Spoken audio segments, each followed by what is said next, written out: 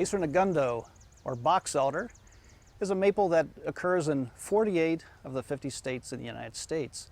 So it's one of the most commonly occurring of all the maples. It's rarely planted and actually becomes a rather invasive species in urban areas in particular.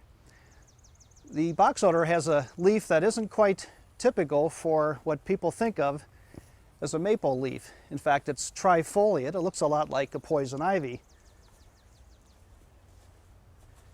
So there are 3 leaflets. We know it's not poison ivy because if you look at the arrangement of the leaves on a stem, the leaves are actually opposite one another, where poison ivy is alternate. And of course, poison ivy never becomes this large. Boxelder is a very commonly occurring plant. It isn't particularly ornamental. It is fairly tolerant of a wide range of conditions.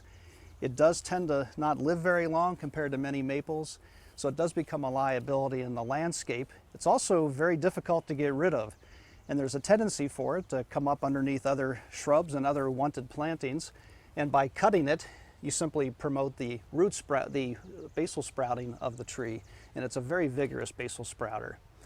The bark is less distinct than many other trees, but still it's worth pointing out.